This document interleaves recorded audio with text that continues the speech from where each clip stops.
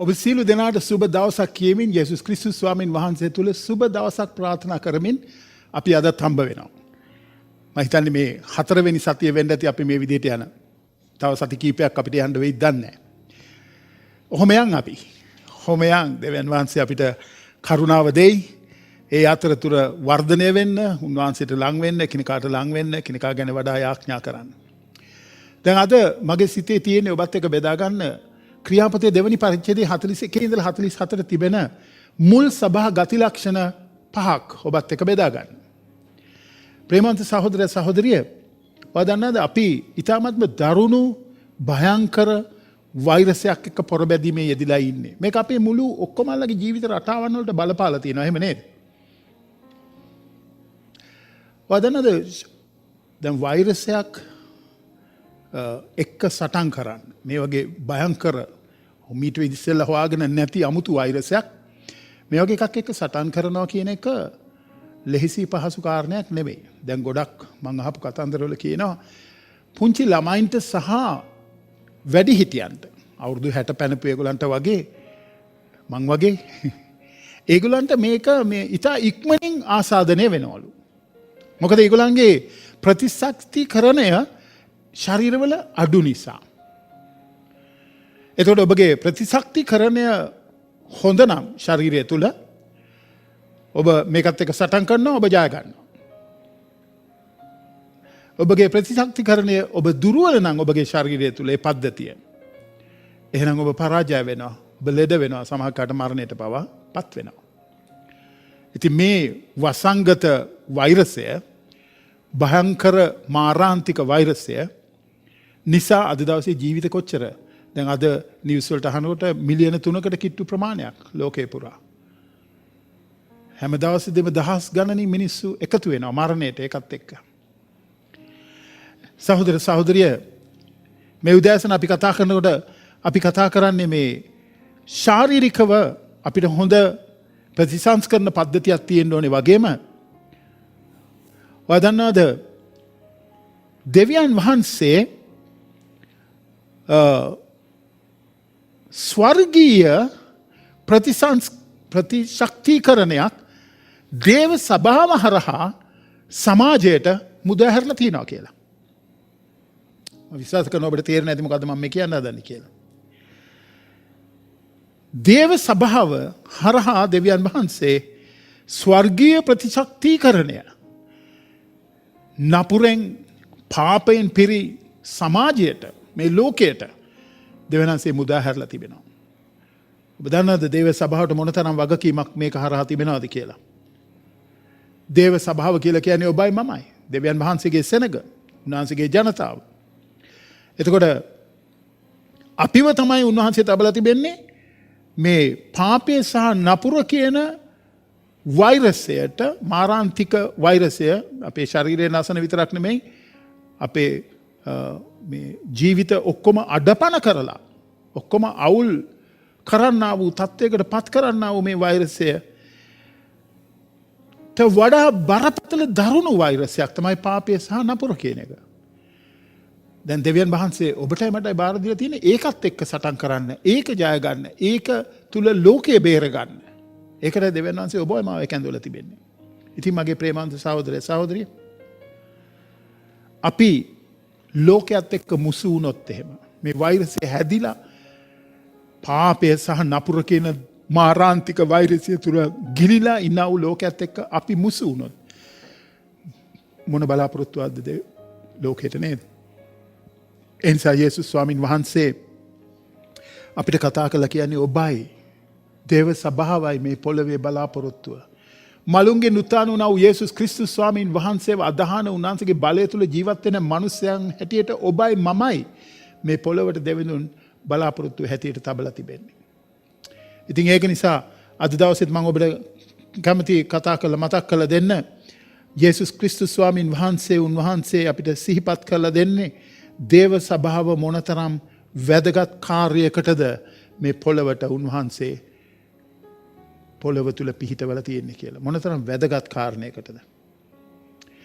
උන්වහන්සේ කියන්නේ ඔබයි පොළවේ ලුණු, ඔබයි ලෝකයේ ආලෝකය. එනිසා ඔබ තමයි එකම බලාපොරොත්තුව මේ පොළවට. දැන් අපිට මුල් ස්වභාවයේ ගති ලක්ෂණ දිහා අපි බලනකොට සැබවින්ම මේ ප්‍රතිශක්තිකරණයට අවශ්‍ය කරන්නා වූ බොහෝ කාරණාවල් අපිට මේ ඉගෙන ගන්න යන්නා වූ කාරණාවල් පහ තුල තිබෙනවා. බලන්න ක්‍රියාපතේ 2:41 ඉඳලා 47ට අපිට මතක් කරලා දෙනවා මේ මුල් ස්වභාව විස්තර කරලා දෙනවා මේ කාරණාව තුල. ඔය දන්නවද මේ ස්වභාව ආරම්භ වුණේ දැන් ක්‍රියාපතේ 2:41 ඉඳලා 47 එකල ඔහුගේ වචනේ පිළිගත්තා බෞද්ධිස්ම කරනු ලැබුවේ ඒ දවසේ 3000ක් පමණ මිනිස්සු ඔවුන්ට එකතු කරන ලද්දෝය. තවද ඔහු ප්‍රේරිතයන්ගේ ඉගැන්වීමේද සහභාගීකමේද රොටි කැඩීමේද යාඥාවලද ස්ථිර ලෙස පැවතුණා. එවිට සියලු දෙනා කෙරෙහි බය පැමුණුනේය. බොහෝ පුදුමද හාස්කම්ද ප්‍රේරිතයන් කන්නකොටගෙන කරන ලද්දේ අදහාගත් සියල්ලෝ එක්ව සිට සියලු දේ පොදුවේ තබා ගත්තෝය. ඔහු තමුන්ගේ ගම්බිම් සහ දීපල විකුණා එකිනෙකාට උවමනාව තිබුණු හැටියට සියල්ලන්ට බෙදා දුන්නෝය. තවද ඔහු දවසින් දවස නොකඩවා එක්සිත දේවමාලිගාවේ සිටමින් ගෙදරදී රොටි කඩමින් ප්‍රීතියනුත් අවංක සිතෙනුත් කෑම කමින් දෙවියන් වහන්සේට ස්තුති ප්‍රශංසා කරමින් සෙනගට ප්‍රිය උපදිවන ලෙස ක්‍රියා කරමින් පසු වුණෝය. ස්වාමීන් වහන්සේ වනාහි ගැලවෙන්නා වූ අය දවස්පතා ඔවුන්ට එක්කලසේක කියලා. මේ කොටස තුල තමයි අපි අද දවසේදී බලන්න යන්නේ මේ දිව්‍යමය ප්‍රතිසංස් මොනවාද මේ අපේ ප්‍රතිශක්තිකරණය කරන්න දෙවියන් වහන්සේ දේව සභාව හරහා දීලා තිබෙන්නා වූ මඟ පෙන්වීම් කීපයක්. දැන් මේ සභාවත යේසුස් ස්වාමින් වහන්සේ පොරොන්දු වුණා උන්වහන්සේගේ ආත්මය වෙනවා කියලා. උන්වහන්සේ බලන්න දැන් ස්වර්ගයට ගියා. උන්වහන්සේගේ ගෝලයෝ උන්වහන්සේ එනකම් බලාගෙන ඉන්නවා. එතකොට දැන් මේ මිනිස්සු දවස් 10ක් දැන් ස්වාමින් වහන්සේ ගිහිල්ලා එක ස්වාමින් වහන්සේගේ දවසේ ඉරිදා දවසක උදෑසන බයිබලයේ අපිට කියනවා ගොඩක් මිනිස්සු එතන රැස්ලා හිටියා ගෝලියෝ ගොඩක් හිටියා අපොස්තලවරු හිටියා මේ උඩුමහල් මැදුරේ එකපාරටම හදිසි සද්දයක් එක්ක ස්වර්ගයෙන් විශාල තද හුලඟක් වගේ ආවා ඒ ශබ්දේ මුළු ශාලාවම පිරුණා කියලා කියනවා ගේම පිරුණා කියලා කියනවා එතකොට දිව්වැනි මේ ගිනි දළු ඇවිල්ලා එක කෙනාගේ හිස මත පතිත වුණා කියනවා. එතකොට ඊට පස්සේ ශුද්ධාත්මයන් වහන්සේගෙන් ඒගොල්ලෝ පූර්ණව කතා කරන්න පටන් ගත්තා. අන්‍ය භාෂා කතා කරන්න පටන් ගත්තා. එතන පුදුමාකාර දෙයක් සිද්ධ වුණා. දැන් මේ වෙලාවේදී යුදෙව් ගොඩක් රැස් වෙන වෙලාවක් මේක. මේ වෙලාවේ යුදෙවරු විවිධාකාර ස්ථානවලින් ලෝකේ ඒගොල්ලෝ එකට රැස් වෙලා හිටියා ජෙරුසලමේ මේ කාලය වෙන විට. ඒගොල්ලන්ගේ උත්සවයක් සමරන්න. එතකොට මේකෙදී බලන්න මේ තත්ත්වය දැනගත්තම ඒගොල්ලන්ට ඕනි වුණා මෙතනට ගිහලා බලන්න මොකද්ද මේ වෙන්නේ කියලා. ඒගොල්ලන්ට ආරංචි වුණා මෙන්න මෙහෙම දෙයක් වෙනවා මේ යොහන් මාර්ගයේ ගෙදර කියලා. යේසුස් ක්‍රිස්තුස් ස්වාමීන් වහන්සේ අවසාන රාත්‍රී භෝජනේ පාත්තු ගෙදර. එතකොට මේගොල්ලෝ ඇවිල්ලා මෙහෙම බලනකොට මේගොල්ලෝ විහිළු කළා කිව්වා මේ පේදුරු ඇතුළු මේ කණ්ඩායම මේ වගේ මේව වෙනවා දැකලා ඒගොල්ලෝ කිව්වා මේ මිනිස්සු දෙපාන්දරම බීලා කියලා. ඒ වුණාට පේදුරු නැකිටලා කිව්වා මිනිසුනේ සවන් දීපල්ලා අපි බීලා නැහැ. ශුද්ධාත්මයන් වහන්සේ අප වෙත පතිත වෙලා දෙවියන් වහන්සේ දේව වචනය කියලා තිබෙන්නා වූ දේ සිදු වෙන බවයි අපි මේ කියන්න යන්නේ කියලා එයා නැකිටලා දේශනා කෙරුවා. කිව්වා නුඹලා ආසරිතී යේසුස් වහන්සේව කුරුසේ යන ගහලා මැරුවා. උන්වහන්සේ දෙවියන් වහන්සේගේ පුත්‍රයා ඒ දෙවි පියාණන් වහන්සේව මරණයෙන් නැගිට්ටෙව්වා. ඒක නිසා දැන් උන්වහන්සේ ජීවමානව ඉන්නවා. ඒ පණිවිඩයයි මම මේ ප්‍රකාශ කරන්න කියලා. එතකොට මේ වචන අහපු මිනිසුන්ට ගොඩක් බය ඇති වුණා. බය ඇතිලා ඒගොල්ලෝ අපි මොකද්ද දැන් කරන්න ඕනේ කියලා. එතකොට පේදුරු කිව්වා පසුතැවිලි වෙලා. දෙවියන් වහන්සේ ඉදිරියේ පසුතැවිලි වෙලා උන්වහන්සේගෙන් සමාව ඉල්ලා පල්ලා. බෞතිස්ම වෙලා යේසුස් ක්‍රිස්තුස් වහන්සේගේ නාමයෙන් බෞතිස්ම වෙලා බලාගේ පාපයට සමාව ලබාගෙන බලා සුද්ධාත්මයන් වහන්සේ ලැබ උන්වහන්සේට ප්‍රයෝජනවත් මිනිස්සු වෙල්ලා කියලා පේදුරුතුමා කිව්වා.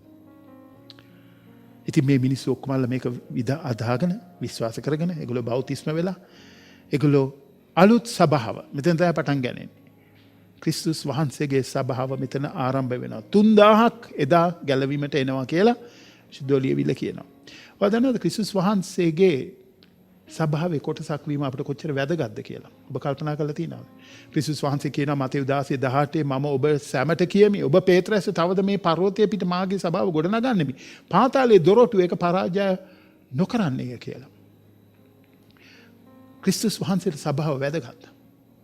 එනිසා මගේ ප්‍රේමවන්ත සහෝදරය සහෝදරිය අද මම ඔබත් එක්ක බෙදාගන්න යන මේ ප්‍රධාන කාරණාවල් 5 නිරෝගී සභාවක් තුල තිබෙන්න ඕනේ ප්‍රධාන කාරණාවල් 5න් පළවෙනි එක තමයි නිරෝගී සභාවක් නිතරම සුභාරංචි සේවයේ යෙදෙන සභාවක්.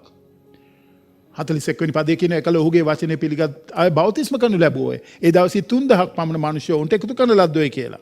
ඊට පස්සේ 47 කියනවා සෙනගට ප්‍රිය උපදීන් ලෙස ක්‍රියා කරමින් පසුනොයේ ස්වාමීන් වහන්සේ වනායි ගැලවෙන්නා වූ අය දවස්පතා උන්ට එක්කලසේක කියලා. බලන්න නිරෝගී සභාවක් හැම වෙලාවෙදිම සුභාරංචිය බෙදා ගන්න සභාවක්.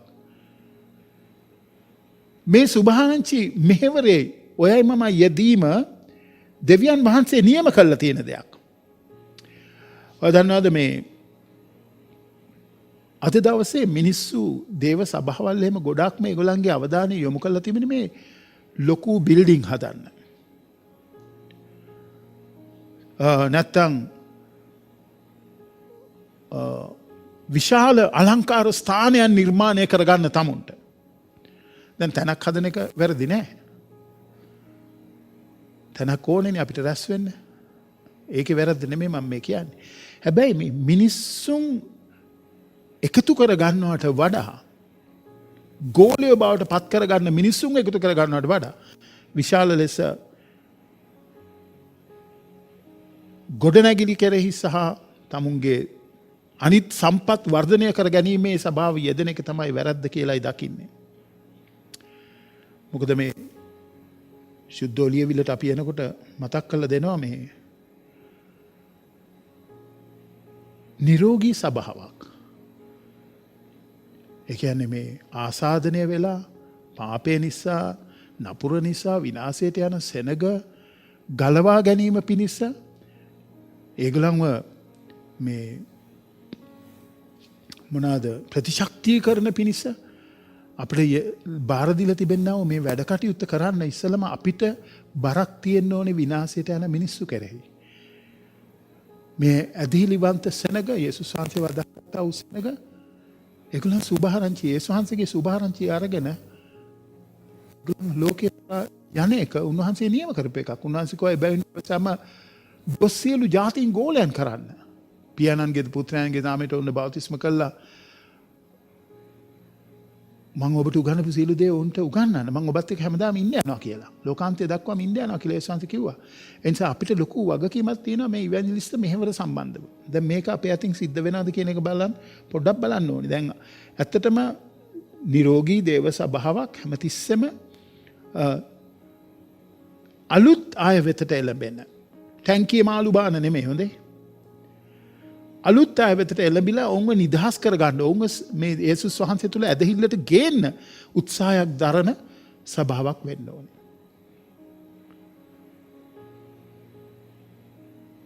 අපේ සභාව වර්ධනය වෙනවා නම් සංඛ්‍යාත්මකව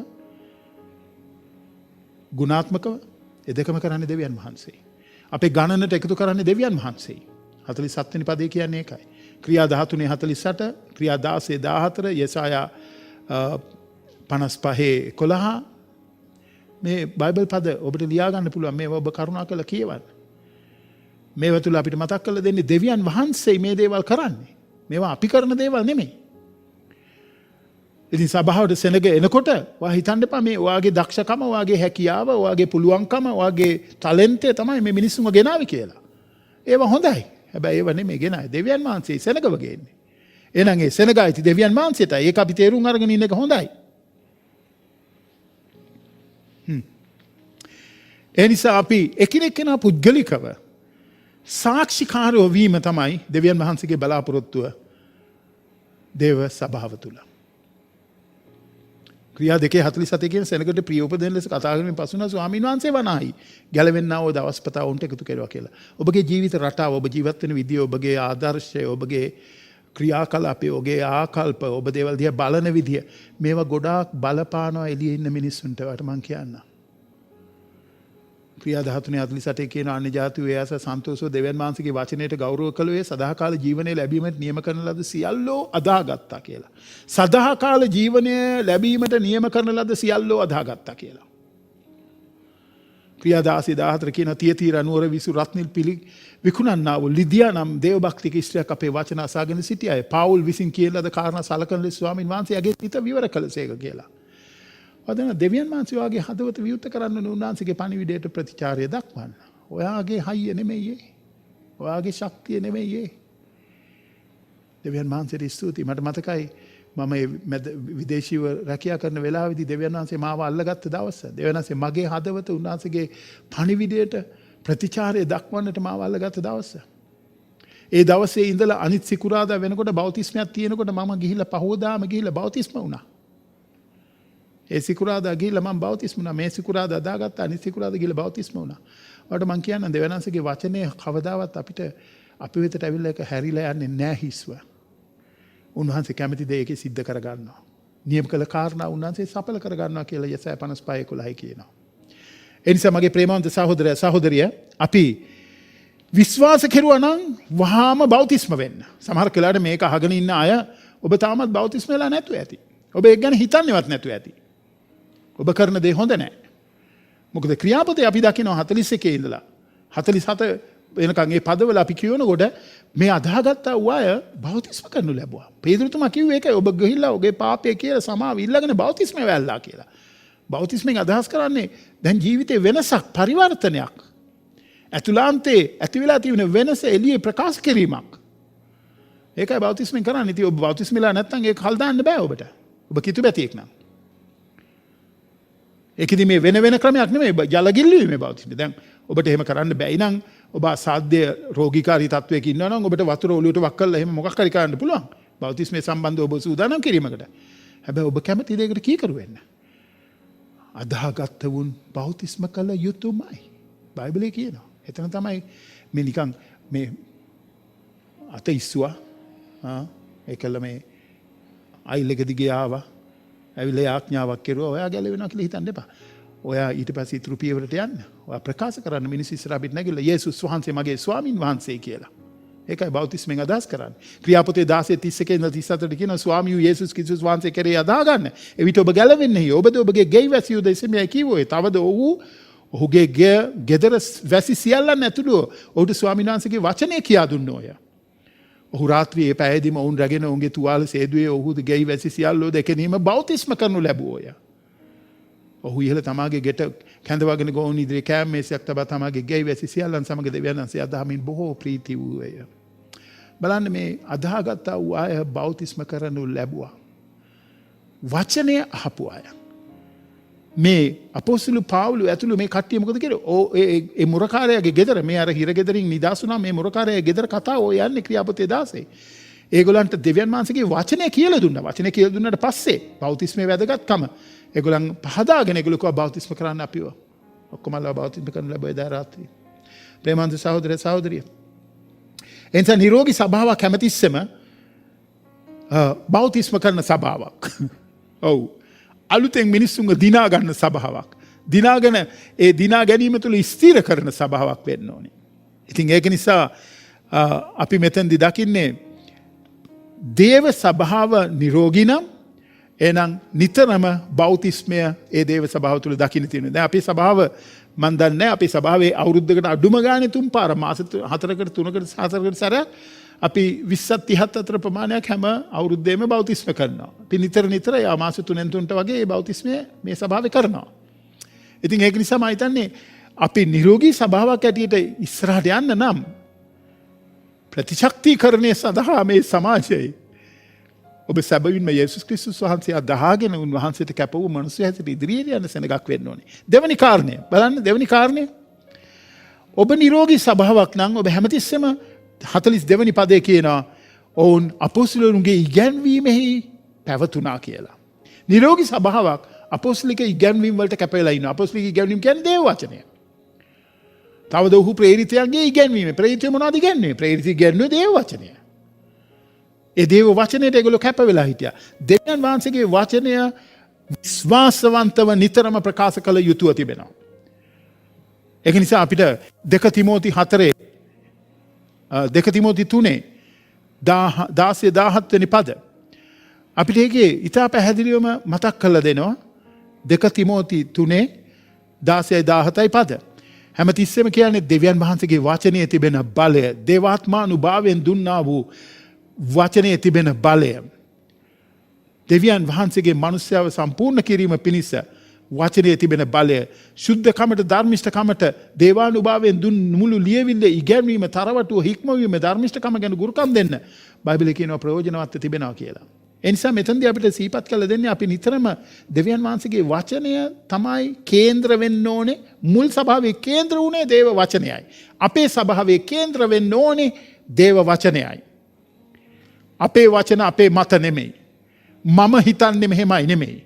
දෙවියන් වහන්සේ හිතන්නේ මොකද්ද? දෙවියන් වහන්සේගේ වචනය විශ්වාසවන්තව ප්‍රකාශ කරන්නට අපිව කැඳවලා තියෙනවා. දෙවියන් වහන්සේ වදාහන සෙනග හැටියට.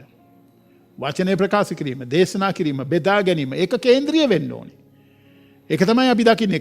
ක්‍රියාපොතේ 27 කියන සතියේ පළමුවෙනිදා අපි රොටි කඩන්න රැස් වූ කල පාවුල් පසුදා යන්ට අදහස් කරගෙන ඔවුන්ට අනුශාසනා කළේය. ඔහුගේ කතාව මධ්‍යම රාත්‍රිය දක්වා පැවතුනේය. නේද? මධ්‍යම රාත්‍රියේ ක්‍රියාපොතේ 20 කියන ප්‍රයෝජනවත් වූ කිසි දෙයක් ප්‍රකාශ කිරීමෙන් නොවැළකී ප්‍රසිද්ධියෙන්ද ගෙයින් ගෙටද ඔබ සැමට උගන්වමින් දෙවියන් වහන්සේ කෙරෙහි පසුතැවිල්ලත් අපගේ ස්වාමී යේසුස් ක්‍රිස්තුස් වහන්සේ කෙරෙහි ඇදහිල්ලත් ගැන යුදෙවරුන්ට ග්‍රීකවරුන්ට සාක්ෂි දුනිමි කියලා. 1 තිමෝති 4:13 කියනවා මා එනතුරු කියවීමේද අවවාද කිරීමේද ඉගැන්වීමේද යෙදී සිටින්න බලා ගන්න කියලා.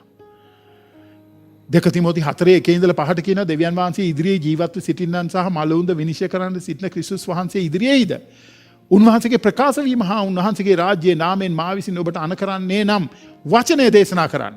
කලටත් අකලටත් වැඩේ යෙදී සිටින්න සියලු ආකාර ඉවසිලිවන්තකමෙන් සහ ඉගැන්වීමෙන් තරවටු කර අවවාද කර අනුශාසනා කරන්න කියාය.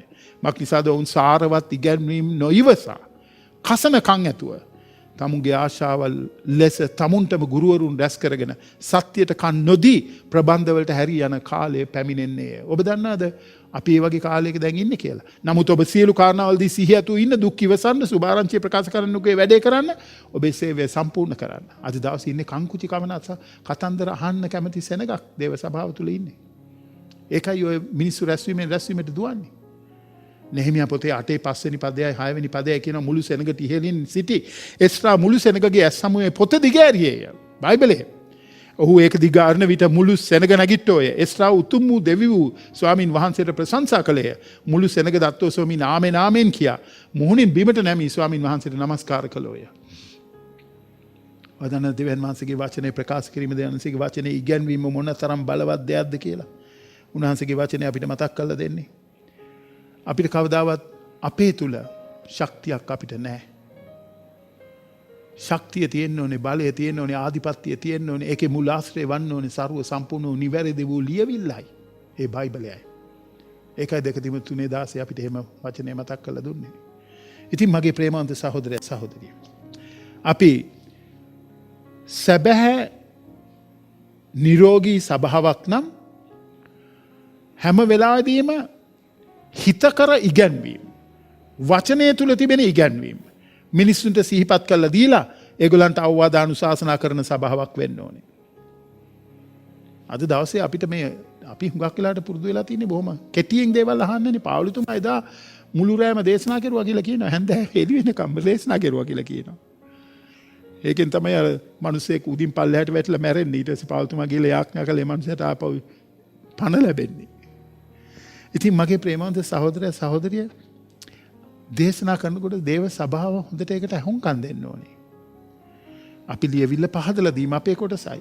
2 තිමෝති 4:1-2 දෙවියන් වහන්සේ ඉදිරියේ ජීවත් සිටින නිසා මලවුන් විනිශ්චය කරන ක්‍රිස්තුස් වහන්සේ ඉදිරියේද උන්වහන්සේගේ ප්‍රකාශ වීම උන්වහන්සේගේ රාජ්‍යයේ නාමයේ මාව ඔබට අණ කරන්නේ වචනය දේශනා කරන්නේ. කලටත් අකලටත් වැඩේදී සිටින සියලු ආකාර ඉවසිලිවන්තකම සහ ඉගැන්වීමෙන් තරවටු කර අවවාද කර අනුශාසනා කරන්න කියලා. අපේ කාර්ය වෙන්න ඕනේ ලියවිල්ල පහදලා දෙන එක.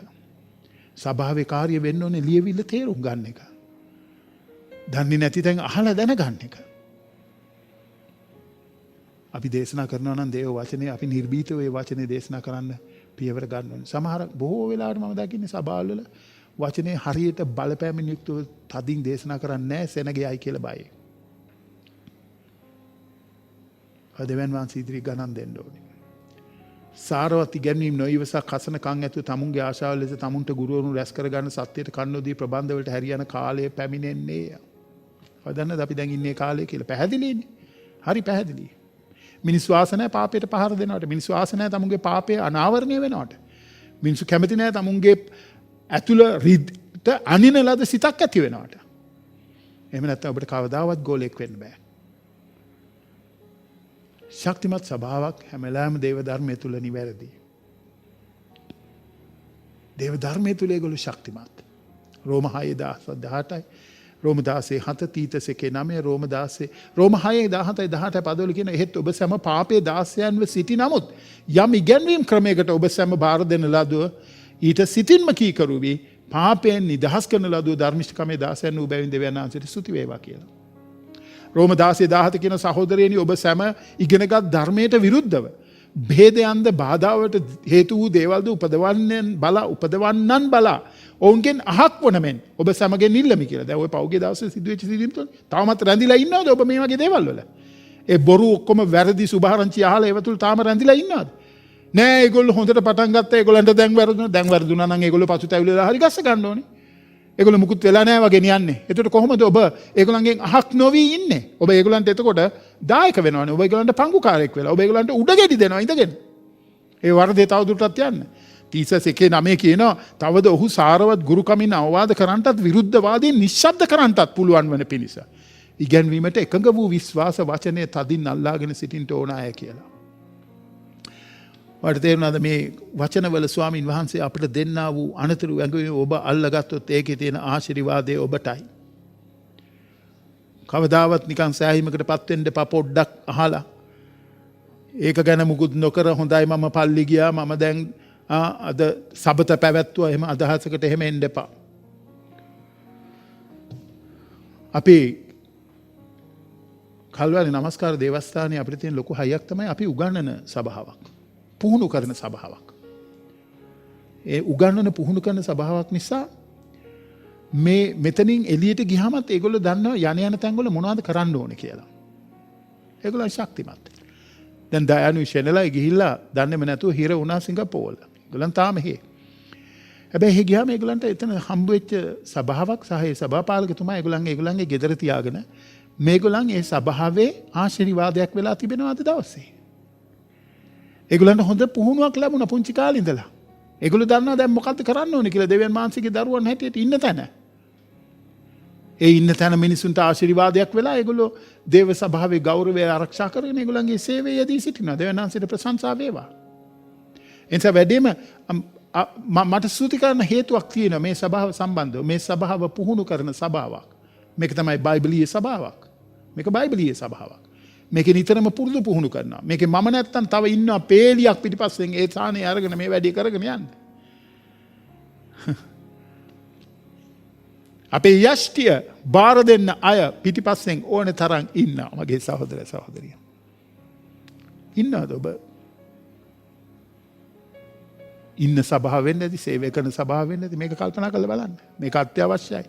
මොකද නිරෝගී සභාවක් හැම වෙලාවෙදිම දේව ධර්මයේ තුල, දේව වචනය තුල හොඳට පෝෂණය වෙලා උගන්වලා පුරුදු පුහුණු කරලා යන්න වූ සභාවක් වෙන්න ඕනේ.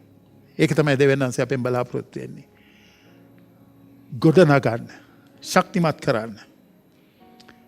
අපි ඉගෙන ගත්තා නිරෝගී සභාවක් ධර්මදූත මෙහෙවරේ දෙනවා. අලුත් මිනිසුන්ගේ ගේන එකතු කරනවා. නිරෝගී සභාවක් දේව වචනයට කැපවී සිටිනවා. තුන්වෙනිය නිරෝගී සභාවක් හැමතිස්සෙම සහභාගීත්වයේ ඉන්නවා. දැන් ඔබ බලන්න මේ සහභාගීත්වය කියන එක ඉතා විශාල පුළුල් වචනයක්. සහභාගීත්වය කියලා කියන්නේ බෙදා ගැනීම. මේ බෙදා ගන්න එක කන බොන දේවලුයි මුදල් හදලුයි විතරක් නෙමෙයි. ඒවා දෙවෙනි කාරණාවක්. ක්‍රිස්තුස් වහන්සේව බෙදා ගන්න එක. ඒක තමයි මේ මුල් සභාවේ තිබුණේ. එක යොහන් 3:3 පදේ කියනවා එසේ අපේ පංගුකාරකම පියාණන් වහන්සේද ස්වකීය පුත්‍ර වූ යේසුස් වහන්සේද සමගය. 7 වෙනි පදේ කියනවා නමුත් උන්වහන්සේ ආලෝකයේ සිටිනාseම අපිත් ආලෝකයේ හැසිරෙමුන අපිට එකිනෙකා සමග පංගුකාරකම ඇත්තේ. උන්වහන්සේගේ පුත්‍ර වූ යේසුස් වහන්සේගේ ලේද සියලු පාප වලින් අප පවිත්‍ර කරන්නේ කියලා. අපගේ සහභාගීත්වය හැමතිස්සෙම ක්‍රිස්තුස් වහන්සේ තුල බෙදා ගැනීමක් වෙන්න ඕනේ. ප්‍රේමවන්ත සහෝදරයා සහෝදරිය. එනිසා මේ හිතන්න එපා මේ ප්ලේන් ටියක් බීලා මාළු පාන් එකක් කන එකයි කියලා මේ සහභාගීත්වය කියලා කියන්නේ. ඒක ඒකත් සහභාගිත්වයක් තමයි. හැබැයි ශුද්ධ ලියවිල්ලේ අපිට සටහන් කර දෙන්නා වූ සහභාගිත්වය ක්‍රිස්තුස් යේසුස් වහන්සේව බෙදා ගන්න එක. එනිසා අපි එකිනෙකනා ක්‍රිස්තුස් වහන්සේව බෙදා ගන්නකොට එකිනෙකනාගේ ජීවිතය එක්ක බෙදා ගන්න එක දේව සභාව තුළ අපිට දීලා තියෙන රැළ අපේ ඉන්න කණ්ඩායම එකිනෙකනා සමග ජීවිතේ බෙදාගෙන ඒ වැඩ කටයුතු කරගෙන යාම අතිශයින්ම වැදගත් කියලා බයිබලය අපිට මතක් කරලා දෙනවා. ඒ සහභාගීත්වයට එන්නේ අපි ඕපදූප කතා කරන්න ඕ තව කෙනෙක් ගැන ගතු කේලම් කතා කරන්න නෙමෙයි. අපි එන්නේ ක්‍රිස්තුස් වහන්සේව බෙදා ගන්න. ඒක තමයි සහභාගීත්වය වෙන්න ඕනේ. නැත්නම් ওই සභාවල වල හරියට ගැටලු ප්‍රශ්න. මොකද ඒගොල්ලෝ ඇවිල්ලා ක්‍රිස්තුස් වහන්සේව බෙදා ගන්න නැහැ. වෙන කෙනාව බෙදා ගන්න උත්සාහ කරනවා. එතකොට ඉතින් ලොකු ප්‍රශ්න සභාවල වල ඇති වෙනවා. දෙවියන් වහන්සේගේ වචනේ 46 වෙනි පදේ කියන්නේ අපි එකිනෙකාගේ ජීවිත සමග ප්‍රේමයෙන් සම්බන්ධ වී සිටින්න ඕනේ කියලා. දේව සභාව හැටියට. ගලාති 2:9, 6:2, 2 කොරින්ති 1:7, හේබ්‍රෙව් 10:13 බයිබලයේ කියන්නේ ඒගොල්ලන් නොකඩව දවසින් දවස එක්සිට දේව මාලිගාවේ ගෙයින් ගෙට ගිහිලා රැස් වුණා කියලා. ගලාති 2:9 කියන්නේ එවිට කණුමෙන් සලකනු ලැබුවා යාකොබ්ද කේපස්ද යොහන්ද මට දෙන ලද අනුග්‍රහය දැනගත් කල මටද බානබස් පංගුකාරකමේ දකුණ අත දුන්නෝය. එසේ කළේ අපාන ජාතීන් වෙතද ඔවුන් චර්මචෛත්‍යයන් වෙතද යන පිණිසය. ගලාති 6:2 කියන එකිනෙකාගේ බර උසුලා එසේ ක්‍රිස්තුස් වහන්සේගේ ව්‍යවස්ථාව සම්පූර්ණ කරන්න. මක්නිසාද කිසිත් නොවන කෙනෙක් තමා වැදගත් කෙනෙක් යයි සිතන්නේ නම් ඔහු තමාම රවටා ගන්නේය කියලා. ප්‍රේමවන්ත සහෝදරය සහෝදරිය මුල් සභාව හැම වෙලාවෙදිම අපි දකිනවා ඒගොල්ලෝ බෙදාගත්තා එකිනෙකා. ක්‍රිස්තුස් වහන්සේව බෙදාගත්තා එකිනෙකා සමග. ඒගොල්ලන්ට තිබෙන්නා වූ දේවල් බෙදාගත්තා එකිනෙකා සමග. අපි ඒකම තව මතක් කරගත යුතු දෙයක් තමයි අපි දේව සභාවේ මෙහෙවරට එකිනෙකාගේ අවශ්‍යතාවයන් සපුරාලනවා වගේම දේව සභාවේ අවශ්‍යතාවයන් සභාවේ මෙහෙවරට දායකත්වයක් දැක්වීම තුළින් අපි බෙදා ගන්නවා යේසුස් වහන්සේව. බලන්න දැන් පිලිපි පොතේ 1 වෙනි පරිච්ඡේදයේ 5 වෙනි පදේ කියන ඔබ සමගේ පංගුකාරකම ගැන මාගේ දෙවියන් වහන්සේට ස්තුති කරනවා කියලා. දැන් මම අද උදෑසන මේසේ ඔබට කතා කරනකොට CWC Church Calvary Worship Church එකේ ඇදිලිවන්තයෝ හැටියට පංගුකාරයේ දරනා වූ අය හැටියට මම දෙවියන් වහන්සේට ස්තුති කරනවා. ඔබ මේකේ ඔබ දේව රාජ්‍යයේ පංගුකාරයෙක් හැටියට මේ ස්ථානයේ තුල රැඳී සිටින නිසා. පිලිපි වරුනේ සුභාරංචියේ පටන් ගන්නේදී මාකිදෝනියාවේ ගිය කල ඔබ සැම මිස වෙන කිසි සභාවක් දීමත් ලැබීමත් යන කාරණේ ගැන මට හවුල් නූ බව ඔබ සැම දනිහුය. ගලාති 6:6 කියනවා වාක්‍ය ඉගෙන ගන්න උගන්වන්නාට සියලු යහපත් දෙයින් දේවා කියලා. 1 කොරින්ති 9:14 කියනවා එසේම සුභාරංචිය ප්‍රකාශ කරන්නන් විසින් සුභාරංචිය කන්නකොටගෙන ජීවිකාව ලබන්නට ස්වාමීන් වහන්සේ නියෝග කළසේක කියලා. 1 කොරින්ති 16:1-2 කියනවා සුද්ධවන්තයන් උදෙසා සම්මාදම් කිරීම ගැන. ගලාතියේ සභාවලට මා නියම කළ ලෙස ඔබ සමත් කරන්න. මා ආකල සම්මාදම් නොකරන පිණිස සතියේ පළමුවෙනිදා ඔබ සැමගෙන් එකිනෙකා තම තමාගේ කාරණේ සඵල වෙන ප්‍රකාරයට රැස්කොට තම තමා ළඟ යමක් තබා ගනීවා කියලා. දැන් මම ඔබට උපදේශයක් දෙන්නම් මේ උදෑසන. ඔබ හැම ඉරිදාවකම එකතු වෙලා নমස්කාර කළා සුද්ධ සහභාගීත්වයට අතගසලා ඕගොල්ලෝ নমස්කාරයේ කොටසක් ඇටියට දීමනාවල් වෙන් කෙරුවාද? පාවුලතුමා මේක කියනවා එකිනෙකා තම තමාගේ කාරණාවල් සඵල වෙන ප්‍රකාරයට රැස්කොට තම තමා ළඟ යමක් තබා ගත්තා කියලා පාවුලතුමා ආපුවම ගෙනියන්නේ. දැන් අපේ මේ කාලේ ඉවර වුණාම මේ දේව සභාවේ වැඩ කටයුතු දේව සභාවේ ඉදිරියේ ගමන සඳහා අවශ්‍ය කරන්නා වූ දායකත්වයේ ඔයයි මමයි එපා දෙන්න. අපිට මේ පිටරටවල් වලින් චෙක් මෙහෙට එනකම් බලන් ඉන්නේ නැහනේ අපි දේව සභාවේ වැඩ කරන්න. දේව සභාවේ වැඩ කරන්න අපි ඉන්න අය තමයි එකතු වෙලා මේකට දායක වෙන්න ඕනේ. දෙවියන් වහන්සේට ස්තුතියි. දෙවියන් වහන්සේ වගේ සිතක් අපිට දීලා තිබෙනවා. මේ සභාවේ මම දැක්කේ මුල ඉඳලම අද වෙනකන් මේ සභාවේ මිනිස්සු දෙනවා. හැබැයි ඔය හිතුවා දන්නවද? ඒ කොහොම හිතුවත් සභාවේ 100ක් ඉන්නවනම් පවුල් 20ක් විතර තමයි හරියට ඒගොල්ලන්ගේ දීමනාවල් 150ක්වත් අඩුම ගානේ දෙන්නේ. සෝ ඊටු 150ම ඉන්නේ රැඳෙන්නේ මේ 120 මතයි. ඒක නිසා මං හිතන්නේ අපි ඊට වැඩිය පරපතල ලෙස මේ සභාවේ වැඩ කටයුතු වලට දායක වීම ගැන කල්පනා කරන්න ඕනේ. ඔබ ඒක ගැන හිතලා තියෙනවද? අපි මේ දේව සභාව තුළ වැඩිම මිනිසුන්ගෙන් සල්ලි ඉල්ලන්නේ නැහැ. අපි එක මේ අලුත් එක කියලා මේ මුදල් සම්මාදම් එකතු කරන්නේ නැහැ මේ සභාවේ. ඒක අපි බාර දීලා තියෙන ඔබට. මුළු අනුශාසනාව ඔබට උගන්වනවා හැබැයි. ලැබීමට වැඩි දීප ආශිර්වාදයක් කියන එක සහ අපේ දෙවියන් වහන්සේට අපේ ඉපැයීම් වලින් අපේ කොටසක් අපි වෙන් කළ යුතුයි රාජ්‍යයේ වැඩේට කියන එක අපි තරයේ උගන්වනවා. ඒක ගැන කිසිම සමාවක් ඉල්ලන්නේ නැහැ ඔබගෙන් මං. ඒක අනුශාසනාව බයිබලයේ. ඒක ඔබට මම කියලා දෙන්න ඕනේ. ඒක මම කරන්න ඕනේ. ඒක නිසා අපි ඒක කිරීම තුළ තමයි අපිට මේ කොටස ඉස්සරහට අංගුකාරයෝ හැටියට සභාවේ වැඩ කටයුතු කරගෙන යන්න පුළුවන් වෙන්නේ. ඒ සභාවේ වැඩ කරන්නා වූ අයට ඒගොල්ලන්ව අපි බලා ගන්න ඕනේ. ඒගොල්ලන්ව නඩත්තු කරන්න ඕනේ. එතකොට ඒකට අපිට වෙන වෙන අය ඒක බාර අරගෙන නැහැ. දේව සභාවේ ඉන්න ජනතාව තමයි ඒ වැඩ කරන්නා වූ මෙහෙකරුවන්ව බලා ගන්න ඕනේ. එතකොට ඒකට ඒ වගකීම අපේ අතින් ඉෂ්ට වෙනවද? දෙවනාසිරි ස්තුතියි. මේ සභාව තුළ ඒක ඉෂ්ට වෙනවා මම හොඳටම දකිනවා. මුල් සභාවේ අපි දකින්නේ ඒ සේවය කරා වූ අයට නිතරම ඒගොල්ලන්ට සහයෝගය දක්වා. දැන් මේ ඇදහිලිවන්තයෝ. ඒක අර පවුල්තුමා නිතරම විශේෂයෙන්ම පිලිප්පේ සභාවට ඒක ගැන ස්තුතියක් ඔසවන්නේ. ගොඩක් අද දවසේ ඒවා දන්නවා. දැන් අපේ සභාවට එනකොටත් අපි මේ ගොට්ටක් පාස් කරන්නේ නැත්නම් ප්ලේට් එකක් පාස් කරන්නේ නැහැ. එහෙම කරන එක වැරදි කියලා නේ මම කියන්නේ. හැබැයි මම කල්පනා කරේ මේ මෑතක් වෙනකොට අපි පෙට්ටියක් තියලා තියෙනවා කැමති මිනිස්සු ඇවිල්ලා ඒකට දානවා.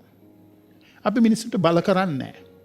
හැබැයි අපි මිනිස්සුන්ට දීමේ තිබෙන අවශ්‍යතාවය ගැන කියලා දෙනවා. ඒක කෙරුවේ නැත්නම් ඒකේ ප්‍රශ්නේ තියෙන්නේ මිනිස්සුන්ටයි. ඒක ඉගැන්වුවේ නැත්නම් ඒ ප්‍රශ්නේ තියෙන්නේ අපිටයි. ඒ නිසා දෙවියන් වහන්සේගේ රාජ්‍යයේ වැඩේ සභාවේ වැඩේ ඉදිරියට කරගෙන යාමට දායකත්වයේ දැක්වීම තුලින් අපි එකිනෙක කෙනාව බෙදා ගන්නවා.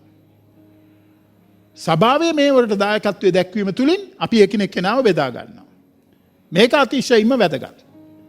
මොකද මේ සභාවේ වැඩ කටයුතු ඉදිරියට කරගෙන යාම සඳහා ගොඩක් ඒගොල්ලෝ අද දවසේ මේ සභාව කිව්වම පාස්ටර්ලා කිව්වම එක පාටම මතක් වෙන්නේ ඒගොල්ලන්ව රවට්ටන මුලා කරන සල්ලි ඒගොල්ලන්ගේ කඩා ගන්න බලාගෙන ඉන්න මිනිස්සු සහ ආගමක් හැටියටයි.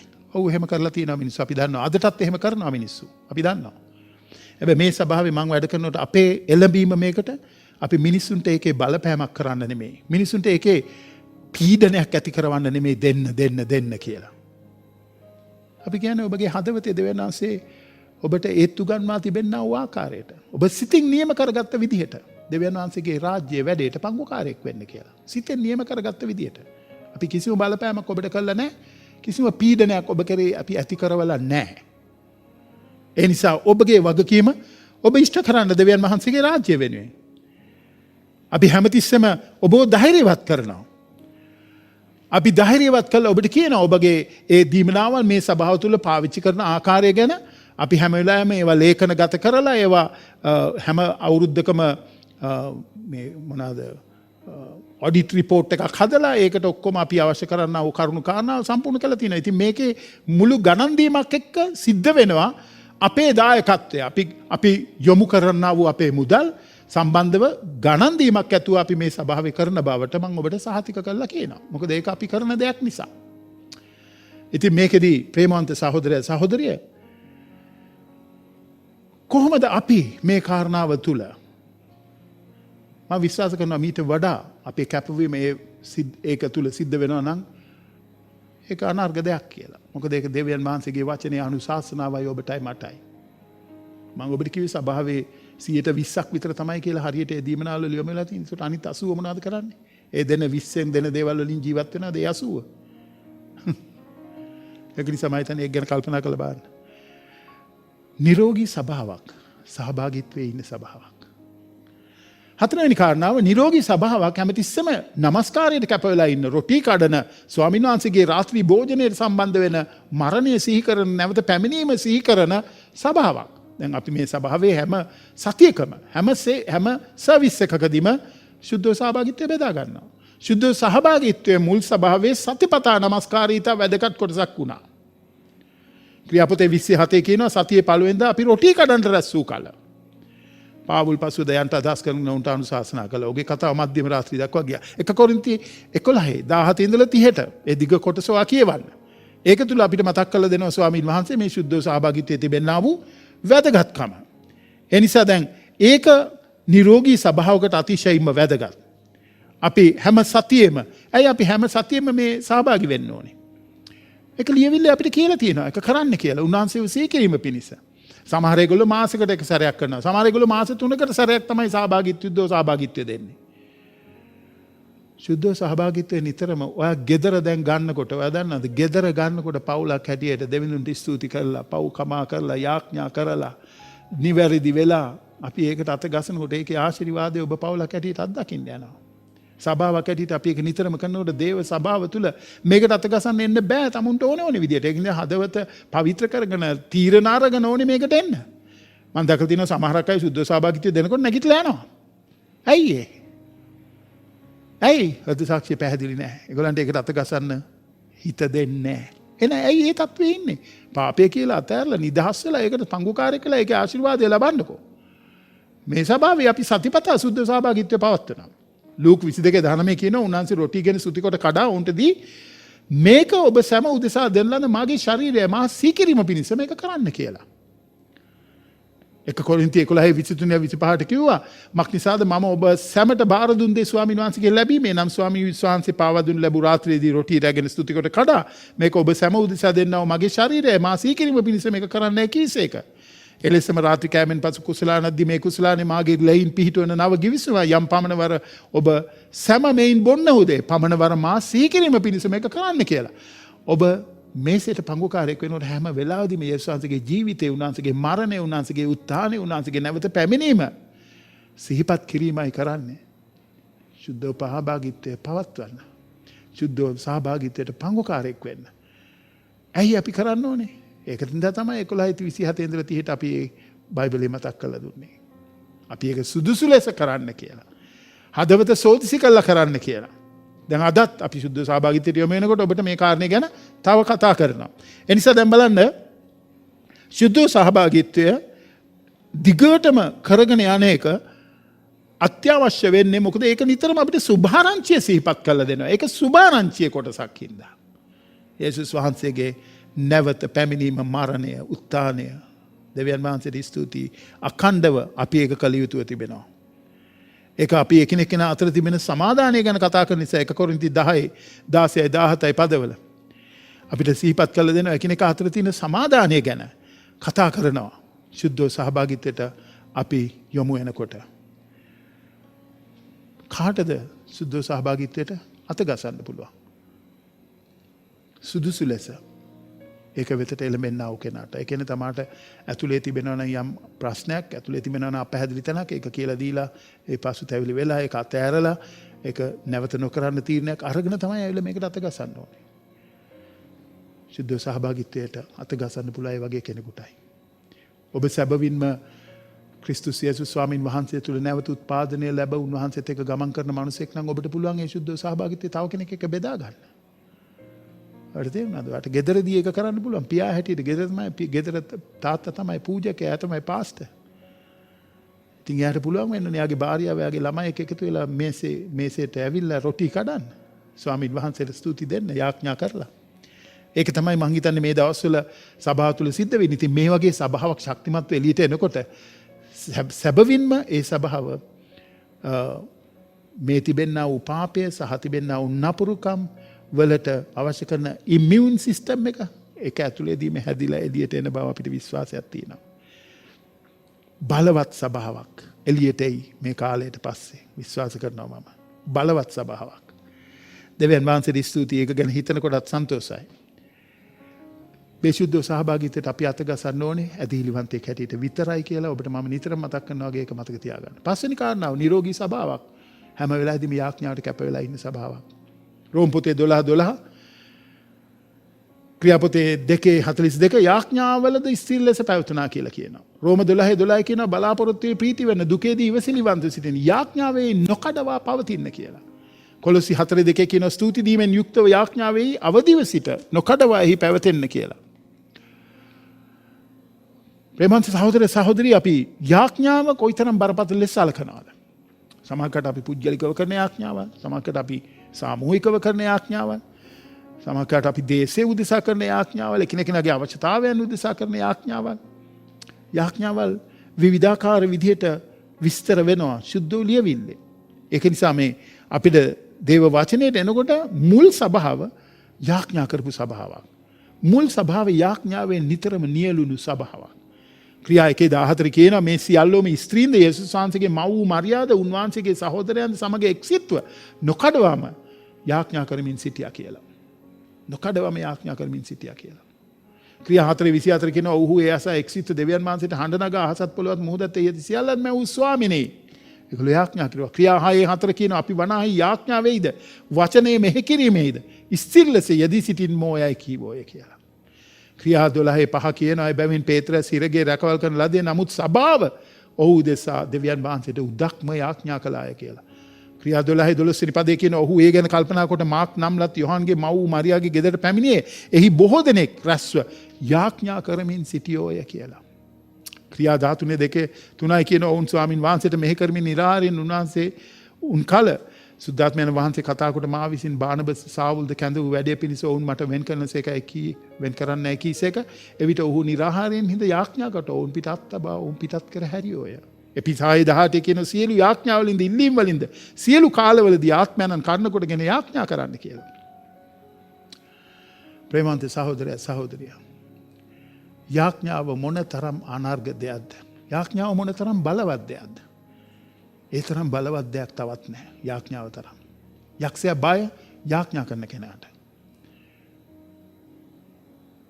එනිසාම අපි මේ සමාජය තුළ තිබෙන්නා වූ මේ නපුර සහ පාපය මේක ප්‍රතිශක්තිකරණය කරන්න. වර්ධනද මේකෙන් මිනිසුන්ව බේරගෙන මිනිසුන්ව ප්‍රතිශක්තිකරණය කරන්න. අපි යාඥා කරන අය වෙන්න ඕනේ. ඒගොල්ලෝ යාඥා කරන්න පුළුවන් අය බවට පත් කරන අය වෙන්න ඕනේ. අප යාඥා කරන්න ඕනේ මොනවා ගැනද? මතෙව් 6:10-11 කියනවා ඔබගේ කැමැත්ත ස්වර්ගයෙන් පොළොවේහිද කරනු ලැබේවා අපේ දවස්පතා භෝජනය අද අපට දුන මැනව කියලා. එපිස 6:19-20 කියන යම් සුභාරංචියක් නිසා මම තානාපතියෙක්ව බැඳුම් ලැබ සිටින්ද ඒ සුභාරංචිය රහස දැන්වීමට බය නැතුව මාගේ මුඛයේ අරණ ලෙස කතාවේ බලය මට ලැබෙන පිණිසත් මා විසින් කතා කරන්නට යුතුව තිබෙන හැටියට ඒ ගැන බය නැතුව කතා කරන පිණිස සියලු සුද්ධවන්තයන් ගැනද මා උදෙසාද නොකඩවාම සියලු ඉල්ලීම් වලින් අවදිව සිටින්න කියලා. එපිස 3:10-19 එකේ කියනවා ඒ බලවත් යාඥාව පාවුල්තුමා එපිසිය දිලිවන්තයන්ට කරන ඇතුළාන්ත මනුස්සය බලයෙන් බලවත් වෙන පිණිස යේසුස් වහන්සේ ඇදහිල්ලෙන් ඔවුන් තුළ ජීවත් වෙන පිණිස ප්‍රේමේ දිගපළල උස ගැඹුර දැනගන්න පිණිස දෙවියන්වහන්සේගේ මුළු පූර්ණත්වයට මුළු මහිමේ සම්පතිය හැටියට සැමට දෙන්න ලද වෙස යාඥා කරන සුද්ධවන්තයන් ක්‍රිස්තුවන්සේගේ දැනගත නොහැකි ප්‍රේමේ දැනගෙන පළ දිග ගැඹුරු කියා තේරුම්ගෙන ඔබ සැමට පුළුවන් වෙන පිණිස උන්වහන්සේගේ මහිමේ සම්පතිය හැටියට ඔබ සැමට දෙනමින් යාඥා කරමි කියලා පාවුල්තුමා යාඥා කරුවා. ප්‍රේමන්ත සහෝදරය සහෝදරිය මේ යාඥාවල් හොඳට අල්ලගන්න. අද දවසේ අපි දකිනවා මේ යාඥාව අතිශයින්ම වැදගත්. අපිට ශක්තිමත් ක්‍රිස්තියානි ජීවිතයක් ගත කරන්න. අපි පුද්ගලිකව යාඥා කරන්න ඕනේ, අපි සමූහයක් හැටියට යාඥා කරන්න ඕනේ. අපේ අවශ්‍යතාවයන් ගැන යාඥා කරන්න ඕනේ, අපි අන් අයගේ අවශ්‍යතාවයන් ගැන යාඥා කරන්න ඕනේ. අපි දේශීය අවශ්‍යතාවයන් ගැන යාඥා කරන්න ඕනේ. මේ යාඥාව අපි පටන් ගන්නේ කොහොමද? සාමාන්‍යයෙන් අපි යාඥා පටන් ගන්න දෙවිඳුන්ට ස්තුති ප්‍රශංසා කරමින්. ආමෙන්. උන්වහන්සේගේ මහිමය ප්‍රකාශ කරමින්. දෙවෙනුව අපි උන්වහන්සේ ඉදිරියේ පසුතැවිලි වෙමින් අපේ පාපය කියා දෙමින් අපි පවිත්‍ර වෙමින් දෙවියන් වහන්සේගේ අභිමුඛයට ඇවිල්ලා. හතරවෙනුව අපි උන්වහන්සේට සියලු දේ ගැන ස්තුති දෙමින්. අපි සියල්ලේදී උන්වහන්සේට ස්තුති දෙන්න ඕනේ යාඥාවේදී. තුන්වෙනි කාරණා හැටියට. හතරවෙනි කාරණා හැටියට අපි දකින්නේ අපේ ඉල්ලීම් එතකොටයි අපි ඉදිරිපත් කරන්නේ. දෙවියන් වහන්සේ වෙතට අපේ කන්නලව් ඉල්ලීම්. මොනවා ගැනද අපි යාඥා කරන්න ඕනේ? දේව රාජ්‍ය ව්‍යාප්තිය උදෙසා යාඥා කරන්න. දේව රාජ්‍ය ව්‍යාප්තිය උදෙසා. සමහර කලට අපේ යාඥාවල් වල සමබරතාවයක් නැතුව ඇති. බයිබලීය යාඥාවල් වල හැම වෙලාවෙදීම සමබරතාවයක් තියෙන. අපේ යාඥාවල සමහරකට සමබරතාවයක් නැතුව ඇති. එතකොට මම හිතන්නේ අපි ලිස්ට් එකක් තියා ගන්නවා නම් යාඥාවල් වලට ඒක යහපත් වෙයි. අපි යාඥා කරන්න ඕනේ මොනවටද කියලා. අපි යාඥා කරන්න ඕනේ දේව රාජ්‍ය ව්‍යාප්තිය උදෙසා. දේව රාජ්‍ය ව්‍යාප්තිය උදෙසා අපි යාඥා කරනකොට අපි යාඥා කරන්න ඕනේ මිෂනාරිවරු වෙනුවෙන්. එළියට ගිහිල්ලා වැඩ කරනවා. අපි යාඥා කරන්න ඕනේ නැති වූ අය වෙතට එළඹෙන්නා වූ මිනිස්සු වෙනුවෙන්. අපි යාඥා කරන්න ඕනේ අනිත් දේශයන් වල සිටින්නා වූ නොඇදිලිවන්ත සෙනග දෙවියන් වහන්සේ වෙතට එන්න මාර්ගයක් ඔවුන්ට පෑදෙන්න කියලා. අපි යාඥා කරන්න ඕනේ දේව සභා ශරීරය තුල තිබෙනා වූ අවශ්‍යතාවයන් වෙනුවෙන්. අපි යාඥා කරන්න ඕනේ දේව සභාවේ දැන් අපේ සභාවේ නම් මම ඔබ ගැන අපි පරීක්ෂාවෙන් ගැලවී සිටීම සම්බන්ධව අපි ආඥා කරන්න ඕනේ. පීඩාවට පත් වෙලා ඉන්නකොට අපි යාඥා කරන්න ඕනේ ඒගොල්ලන්ට ධෛර්ය ශක්තිය ලැබෙන පිණිස. දැන් අපි දන්නවා සමහරක් සභාවල් පෞගේ කාලවල වල විවිධාකාර පීඩාවල් වලට ලක් වුණා. ඒ සභාවල් එයාට යාඥා කරනකොට මොනවද වෙන්නේ? ඒගොල්ලෝ ශක්තිමත් වෙනවා. යාඥාව පුදුම බලයක් ඇති දෙයක්. ඒක අපිට අපේ පරීක්ෂාවල වලින් ජය දෙනවා, අපේ සෝත්සි කිරීම වලින් අපිට ජය දෙනවා, අපේ පීඩාවල් වලට පත් වෙනකොට අපිට ජය දෙනවා. ආත්මික අවබෝධය සහ ආත්මික ශක්තිය වර්ධනය ලබා ගන්නට අපිට උදව් වෙනවා. අපේ පුද්ගලික අවශ්‍යතාවයන් අපි දෙවියන් වහන්සේට දන්වන්න අපිට ඉඩක් දීලා තියෙනවා. අපේ ශරීර සෞඛ්‍යය ගැන, අපේ ආරක්ෂාව ගැන, අපේ රැකී රක්ෂාවල් ගැන අපි යාඥා කරනවා. දැන් මේ දවස්වල මිනිස්සු ගොඩාක් ගෙවල් වලට හිර වෙලා ඉන්නවා. ඒකට අමාරුකම් තියෙනවා. අපි මේව ගැන සිහි කරමින් දෙවියන් වහන්සේට ඒගොල්ලන් ගැන මැදිහත්කාරකම් කරන්න ඕනේ. අපේ දේශය ගැන, අපේ දේශේ නායකයෝ ගැන, පාලකයෝ ගැන අපි නිතර දෙවියන් වහන්සේට කන්නලව කරන්න ඕනේ. 1 තිමෝති 2 වෙනි පරිච්ඡේදයේ 1 වෙනි පද 4 අපිට කියන්නේ ඒකයි. ජෙරමියා 29 7 වෙනි පදේ අපිට කියන්නේ ඒකයි. ඒ වගේ තැනකට ගෙනාපුවම ඔබ මේ අය වෙනුවෙන් යාඥා කරන්න. අපි දේව සභාවේ වැඩිහිටියන් ගැන, වැඩිමහල්ලෝ ගැන, සභාවේ නායකත්වය ගැන අපි යාඥා කරන්න ඕන නිතරම. ඉතින් අපි ඒ වගේම මේ සාමූහික යාඥාවල් වලට අපි නිතර සහභාගී වෙන්න ඕනේ කියලා කියනවා. සාමූහික යාඥාවල්. දැන් අපි පහුගිය දවසේ Zoom කියන ඒ ඇප් එක දාගෙන අපි සභාවේ පාලකවරු ඔක්කොමල්ලා Zoom ඇප් එකේ අපි එකතු වෙලා අපි කතා කරලා අදහස් බෙදාගෙන අපි යාඥා කරුවා එකිනෙකා. සේවය ගැන ඔබ ගැන අපි යාඥා කෙරුවා. දෙවියන් වහන්සේට ස්තුතියි. ඒ තිබෙන නවීන තාක්ෂණය අපිට ප්‍රයෝජනට අරගෙන ඒක කරන්න පුළුවන්. ඉතින් මේ යාඥාවේදී හැමතිස්සෙම මම යාඥා කරනවා නම් ඔබ නිශ්ශබ්දව ඉඳගෙන ඒ යාඥාවට හවුල් වෙන්න ඕනේ. දැන් හුඟක් වෙලාවට යාඥාවක් කරන්න කිව්වම කෙනෙක් යාඥා කරනවා. හැබැයි කරන යාඥාවකට හවුල් වෙන එක හරි අමාරු දෙයක් හැටියට මිනිසුන්ට දකින්න තියෙනවා. ඒගොල්ලෝ ඒව බලනවා, මේව බලනවා, අරවා හිතනවා, මේවා හිතනවා. මේ යාඥාවට අරයා යාඥා කරනකොට එයත් එක්ක රහසින් සද්ද නැතුව ඔයා එයත් එක්ක යාඥා කරන්න ඕනේ. දෙවියන් වහන්සේට ස්තුති දෙමින්. මේ ඇත්තටම පුරුෂයන්ට තමයි මේකේ මූලික වගකීම දීලා තියෙන්නේ. 1 තිමෝති 2:8 කියනවා එබැවින් පුරුෂයන් සැමතැන්වීම කෝපයක් විවාදයක් නැතුව පිරිසිදුවත්ව සෝ යාඥා කරනවට මම කැමතියි කියලා. දේව සභාවෙත් පවුලෙත් ඒ නායකත්වයේ කාටද දෙවිඳුන් දීලා තියෙන්නේ? පුරුෂයාටනේ. ඉතින් පුරුෂයාගේ අතින් ඒක වෙන්නේ නැද්ද? පුරුෂයාගේ අතින් ඒක වෙන්න ඕනේ නේද? ප්‍රේමන්ත සහෝදරය සහෝදරිය. අපි මේ යාඥාවල් කරනකොට, අපි ප්‍රසිද්ධියේ යාඥාවල් කරනකොට හුඟක් වෙලාවට අපිට දීර්ඝ කාලීනව දීර්ඝව පැය ගණන් යාඥා කරන්න බෑ. අපි ප්‍රසිද්ධ යාඥාවල් හැමතිස්සෙම කෙටි වෙන්න ඕනේ. හොඳම උදාහරණය තමයි එලියා කරපු යාඥාව 18 වෙනි පරිච්ඡේදයේ 36 37 පදවල. අර පූජාව ඔප්පු කරන්න නේද? බාල්ගේ ප්‍රොපේතවරුත් එක්ක එකතු වෙලා අභියෝගය බාර අරගෙන කොහොමද එලියා යාඥාව කරේ? එලියා අරගොල්ලෝ උදේ ඉඳලා හැන්ද වෙනකන් යාඥා කෙරුවා. හැබැයි එලියා යාඥා කරුවේ පේලි 4යි. දෙවනාසිගේ ගින්න ඇවිල්ලා ඒක පිළිගත්තා. ඒක රාජාවලියේ 18 36 37 පදවල අපිට මතක් කරලා දෙනවා. එනිසා ප්‍රසිද්ධ යාඥාවල් හැමතිස්සෙම කෙටි වෙන්න ඕනේ. ඉතින් අපි ප්‍රසිද්ධියේ යාඥා කරනකොට සමහර ප්‍රසිද්ධ යාඥා කරන්න බයයි. සමහරු කියනවා අනේ මට හුරු නෑ. මම මේ ළඟදී සහෝදරියක් කතා කරනකොට ඒ සහෝදරිය මට කිව්වා පාස්ටර් මට දැන් පුළුවන් යාඥා කරන්න. මට හරි සන්තෝෂයි තුනේ ගිහිලා. ඒක මට පුළුවන් දැන් යාඥා කරන්න. ඉස්සර මට බයයි. සමහරු මේ ප්‍රසිද්ධ යාඥාවට බයයි. ඇයි ඔය බය වෙන්නේ? බය වෙන්න එපා. යාඥා කරනවා කියලා කියන්නේ වාගේ පියාණන් වහන්සේත් එක්ක කතා කරනවා. වාගේ සිතේ තියෙන දේවල් උන්වහන්සේට කියනවා කියන එක. ඒ නිසා අපි නිතරම යාඥාවට යොමු වෙන්න ඕනේ. දෙවියන් වහන්සේගේ වචනේ තියෙන යාඥාවල අධ්‍යයනය කරන්න ගීතාවලි වල තියෙනවා, යවුම් පත්‍රවල තියෙනවා. ඒක තමයි මුල් සභාවේ ක්‍රමය අපි ඉගෙන ගන්නේ. මුල් සභාවේ ක්‍රමය. අපි යාඥා කරන්න ඕනේ ඇයි කියලා. අපි බැලුවොත් අපි යාඥා කරන්න ඕනේ දෙවියන් වහන්සේ ඒක අපිට අනක් හැටියට දීලා තියෙන හින්දා. යාකොබ් 5:16 කියන එබැවින් ඔබ සමගයේ වරද එකිනෙකාට කියා දී සුව ලබන පිණිස එකිනෙකා උදෙසා යාඥා කරන්න. ධර්මිෂ්ඨ මිනිසෙක් ඔප්පු කරන කන්නලව කන්නකොටගෙන මහත් දේ ඉෂ්ට වෙයි කියලා කියනවා. එපිස 3:20 කියන ඉතින් අප තුල ක්‍රියා කරනව බලය හැටියට අපි ඉල්ලනොත් සිතන හැම දෙයකට වඩා ඊට අධික ලෙස කරන්න බලය ඇත්තා වූ තැනන් වහන්සේටම සියලු පරම්පරාවන් දක්වා සභාවේ ක්‍රිස්තුස් වහන්සේ තුල සදාකාලයටම ගෞරවය වේවා කියලා. මතෙව් 7 කියන ඉල්ලන්නේ විට ලැබෙනවා, සොයන්නේ විට හම්බ වෙනවා, තට්ටු කරන්නේ විට ඔබට හරින ලබනවා. යාඥා කරන්න, යාඥා කරන්න, යාඥා කරන්න. දැන් මේකදී ඔබ කාලයක් වෙන් කරගන්න ඕනේ. මේකේ ඔබට හුඟක් දැන් නිදාසට කාරණා දැන් කාර්ය බහුලයි ඒ යන දින මේ යන දින නෑ. දැන් ඔබට පුළුවන් මේ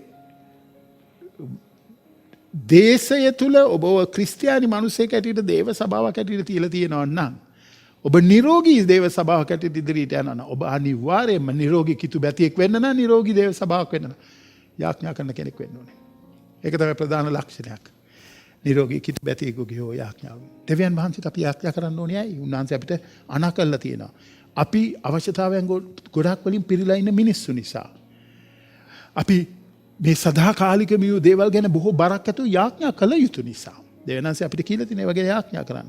අපි යාඥා කරපුවම දෙවියන් වහන්සේ ක්‍රියා කරන නිසා. අපි යාඥා කරන්න ඕනේ. මොකද යාඥාව අතිශයින්ම බලවත්. ඔබ ඒක විශ්වාස කරනවද? මම විශ්වාස කරනවා. යාඥාට පුළුවන් පුදුම දේ කරන්න. අපේ යාඥාවල් එලිදරව් පොතේ 5:8 කියනවා. ඒව දෙවියන් වහන්සේ ඉදිරියේ සුවඳ දුම් පූජාවක් මෙන් එසවෙනවා කියලා උන්වහන්සේගේ සාන්තුවරයෝ යාඥා කරනකොට. දැනන්ස කොච්චර ප්‍රසන්න කරන දෙයක්ද ඒක. එනිසා මගේ ප්‍රේමවන්ත සහෝදර සහෝදරිය අද අපි දේව සභාව හැටියට එකිනෙක කෙනා එකතු වෙලා යාඥා කරන කාරණාවට අපේ මූලිකත්වය දෙමු. නිරෝගී සභාවක් වන පිණිස. ඒකෙදී අර ප්‍රතිශක්තිකරණයට බොහෝසේ අපිට දායක වෙන්න පුළුවන්කම එතනදී ලැබෙනවා. නිරෝගී සභාවක් හැටියට. මම අවසන් කරන්න කැමතියි. ප්‍රේමවන්ත ප්‍රිය සහෝදර සහෝදරිය මෙතෙක් අපි කතා කළා වූ මේ චරිතාංග චරිත ලක්ෂණ දේව සභාවේ නිරෝගී දේව සභාවක් තුළ තියෙන චරිත ලක්ෂණ හැටියට අපි දැක්ක මුල් සභාව නිරෝගී ශක්තිමත් සභාවක්. මොකද ඒකේ ඉවැන්ජලිස්ට් මෙහෙවර සිද්ධ වුණා. ඒකේ දෙවියන් වහන්සේගේ වචනයට ඒගොල්ලෝ කැප වෙලා හිටියා. ඒකේ ඒගොල්ලෝ සහභාගීත්වයේ බරපතල ලෙස සලකලා ඒකට කැප වෙලා හිටියා. ඒගොල්ලෝ නමස්කාරයට කැප වෙලා හිටියා. මේසේ රොටි කඩමින් ඒගොල්ලෝ යාඥාවට කැප වෙලා හිටියා. ඒගොල්ලන් ඒක නිසා බලපෑමෙන් යුත් බලවත් සභාවක් හැටියට ඒගොල්ලෝ කල් ගෙව්වා. අපිට අද දවසේ හැරිලා බලන්න තියෙන්නේ ඒ මුල් සභාව තුල අපිට දීලා තියෙන ආ මොස්තරයයි.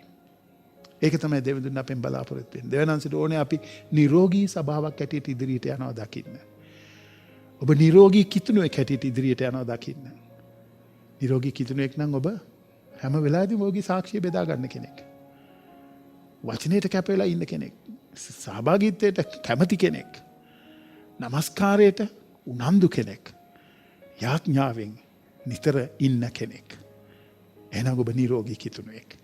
ඉතින් ඒක නිසා මගේ ප්‍රේමවන්ත සහෝදර සහෝදරිය මේක අපි සමබර කරගන්න අවශ්‍යයි. මොකද මේ ආත්මීක ශක්තිය ආත්මීක හිතකරභාවය නිතරම බයිබලයේ අපිට කියනවා මෙන්න මෙහෙම කළා තමයි මේ හිතකරභාවය ඔබට පවත්වාගෙන යන්න තියෙන්නේ කියලා.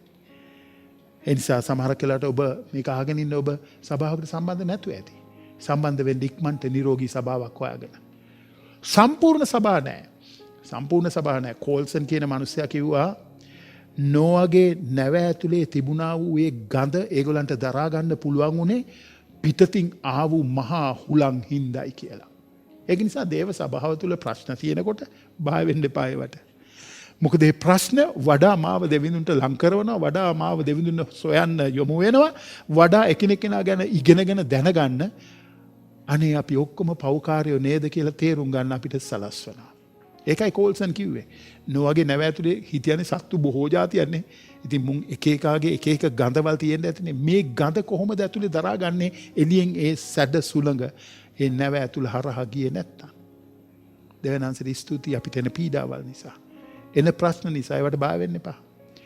නිරෝගී කිතුබැතිය කවදාවත් ප්‍රශ්න වලට බය නැහැ. ලෙඩ ක්‍රිස්තියානි මිනිස්සු තමයි හැංගෙන්නේ ප්‍රශ්න වලින්. නිරෝගී කිතුබැතියකට මූණ දීලා ඒක ජය ගන්නවා. ඔබේ වැනි කෙනෙක්ද? දෙවියන් වහන්සේ අපිට අද දවසේ ආරාධනා කරන්නේ ඒකයි. ඔය දන්නවද අපිට සම්පූර්ණ සභාවක් නම් හොයාගන්න හම්බ වෙන්නේ නැහැ. මේව නැහැ. ඉතින් මේක අහන ඔබ ශක්තිමත් වෙන්න. සභාවේ පංගුකාරයෙක් වෙන්න. නිරෝගී කිතුබැතියෙක් වෙන්න. එතකොට ඔබට පුළුවන් වෙනවා අර ආසාදනය වෙලා ඉන්නා වූ අයට ප්‍රතිශක්තියක් වෙන්න. දෙවියන් වහන්සේ අපෙන් මතක් කරලා දෙන්නේ ඔබයි මමයි මේ දෙයට කැප වුණත් නැතත් උන්වහන්සේගේ සභාව උන්වහන්සේ ගොඩ නගනවා. උන්වහන්සේගේ සභාව උන්වහන්සේ ගොඩනගනවා. ඔයාට මට පුදුම වරප්‍රසාදයක් මේ තියෙන. ඒකේ පංගුකාරයෙක් වෙන්න. අපේ දීමන තාලෙන්ත පාවිච්චි කරලා පවුලක් ඇටියට අපිට ඉදිරිපත් වෙලා සේවය කරලා මේකේ කොටස්කාරයෝ වෙන්න ලැබිලා තියෙන විශාල ආශිර්වාදයක්. ඒක සුළු කරන්න එපා. ඒක මේ පොඩි කාරණාවල් සිද්ධ වීම නිසා ඒක බැහැර යන්න එපා එකෙන්. ඒක පැහැ කරගන්න එපා ජීවිතෙන්. වඩා කැප වෙලා එකෙන් ඉගෙනගෙන තව ශක්තිමත් වෙන්න. මම දන්නේ නැහැ ඔබ මොන ප්‍රශ්නයක් තුලින් මේක අහගෙන ඉන්න ඔබ යනවාද කියලා. ඒත් යේසුස් වහන්සේට ඕනේ ඔබ ඒක හරහා ගෙනිල් තව ශක්තිමත් කරන්න. නිරෝගීමත් කරන්න. උන්වහන්සේට ඵලදායි මිනිසෙක්ව ඒ ප්‍රශ්නේ හරහා ඔබ තුල ගොඩනගන්න. ඉතින් දෙවියන් වහන්සේට ඔබ උදව් කර ඔබ සහයෝගය දෙනවද මේ වැඩේ කරන්න? උන්වහන්සේ ඔබට ආරාධනා කරනවා. එන්න. වෙහෙස බරුසුලන් සියල්ලින් එන්න. මම ඔබට සහනය දෙනවා. ඔබගේ ආත්ම වලට සහනය දෙනවා. මගේ බර සැහැල්ලුයි මගේ වියගා පාසුයි. ඒකයි උන්වහන්සේගේ ඉල්ලීම. දෙවියන් වහන්සේ එසේ උන්වහන්සේගේ දේව සභාවේ පංගුකාරයෝ වෙලා මේ විනාශයට යන පාපය නිසා නපුර නිසා මේ විනාශයට යන ඒ ආසාදනය වෙලා ඉන්නා වූ ජන ප්‍රජාව නිදහස් කරගන්න ප්‍රතිශක්තිකරණය කරන නිරෝගිමත් කිතුණුවෙක් වෙන්න ඔබටත් මටත් උන්වහන්සේ ආශිර්වාද කරනසේක්වා. දෙවි පියාණනි අපි ආඥාවෙන් ඔබ වහන්සේට එසේය කියා අපේ ජීවිත බාර කරනවා. අපිට උදව් කරන්න ස්වාමීනි. අපි අද දවසේත් මේසේ වටා රැස් වෙනකොට මේසෙන් කන්න සූදානම් වෙනකොට ඔබ වහන්සේ අපිට ආශිර්වාද කරන්න ස්වාමීනි. මේ මේසේ අපි පාවිච්චි කරන රොටියත් කුසලානයත් අපි සිහිපත් කරන්නේ ඔබ වහන්සේ කැඩූ ශරීරයත් ඔබ වහන්සේගේ රුධිරයටත්. අපි ඒකට පංගුකාරයෝ වෙනකොට ඔබ වහන්සේකට අපිට ආශිර්වාද කරන්න. යේසුනි ඔබ වහන්සේට ස්තුතියි. අපි ඉල්ලන සිතන දේට වඩා බලවත් ලෙස දේවල් දෙන්නට ඔබ වහන්සේට හැකි නිසා මම යාඥාවෙන් මේ ස්වාමිනී උදෑසන අපේ සහභාගීත්වය තුළ මේ රොටි කඩන්නත් කුසලානෙන් බොන්නත් සූදානම් වෙද්දී අපිට උදව් කරන්න එකිනෙකනාව සෝදිසි කොටගෙන රොටි කන්න කුසලානෙන් බොන්න. මම යාඥා කරන්නම් ඔබ එකිනෙකනාව ඔබගේ හදවත් සෝදිසි කරගන්න. ඇතුළාන්තයට එබිලා බලන්න. ආත්මික මනසේ හැම වෙලාවෙදිම ඇතුළාන්තයට එබිලා බලනවා. ඉහළ බලනවා. ඇතුළාන්තයට එබිලා බලනවා. ඊට පස්සේ තමයි වටපිට බලන්නේ. එනිසා ඔබ දැන් මේසයට පංගුකාරයෙක් වෙනකොට ඔබ මේ ඔබගේ අතේ තිබෙන රොටිය ඔබ කනකොට ඔබ ඒකෙන් සිහි කරන්නේ යේසුස් වහන්සේ ඔබ වෙනුවෙන් විඳ වේදනාවල් කෑවා වූ පහරවල් විඳ දඬුවම ඒ කුසලානේ බොනකොට ඔබ සිහි කරන්නේ උන්වහන්සේ හැලු රුධිරය. ප්‍රේමන්ත සහෝදර සහෝදරිය අපි යාඥාවකින් අපේ හදවත් සූදානම් කරගමු රොටි කන්නත් කුසලානෙන් බොන්නත්. දෙවි පියාණනි අපිට අද දවසේදී නිරෝගී කිතුණුවෙක් වීම සම්බන්ධව ඔබ වහන්සේ සිහිපත් කර දුන්නට ස්තුතියි. ඒකේ අඩුපාඩුකම් අපේ තියෙනවාද? ඒව හරි ගස්ස ගන්න අපිට උදව් කළ මැනව. අපි කෙනෙකුට විරුද්ධව යමක් සිතේ තබාගෙන ඉන්නවද? අපි ඒකේ නිදහස් කළ මැනව. අපි යාඥා කොට ඔබ වහන්සේගේ කරුණාව ඉල්ලනවා. අපව සුවපත් කළ මැනව. අපි ස්වාමිනී පසුතැවිල්ලෙන් ස්වාමිනී අපේ ජීවිතේ අඩුපාඩු අපි හඳුනාගත්ත එක හරි ගස්ස ගන්න තීරණය අරගෙන ඔබ වහන්සේගේ දේව පාමුලට එනවා. ස්වාමිනී මේ රොටියට ආශිර්වාද කරන්න. ඔබ වහන්සේ කැඩුවා වූ ශරීරයේ සීපත් කර දෙන මේ රොටියට ඔබ වහන්සේ ආශිර්වාද කරන්න. අපි ඒක භුක්ති විඳිද්දී දෙවි ස්වාමිනී ඒකට ආශිර්වාද කරන්න. ඔබ වහන්සේගේ ස්වභාවයට අපිටද ස්වාමිනී හැරෙන්න ඒ ස්වභාවය වැළඳ ගන්න අපිට ඔබ වහන්සේ උදව් කරන්න. යේසුස් ක්‍රිස්තුස් ස්වාමින් වහන්සේ පාවා දෙනු ලැබුව රාත්‍රියේදී පූපයක් රැගෙන ස්තුති කොට කඩා මේ ඔබ උදෙසා කඩන ලද මගේ ශරීරයයි.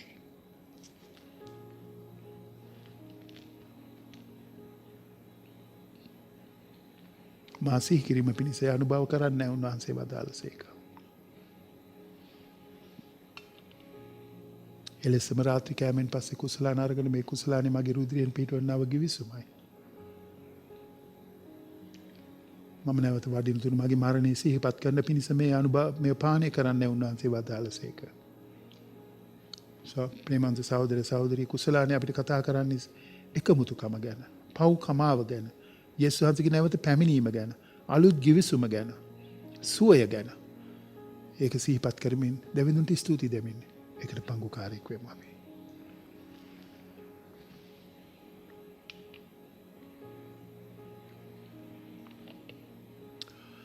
ස්තුති වේවා දෙවි ස්වාමිනී.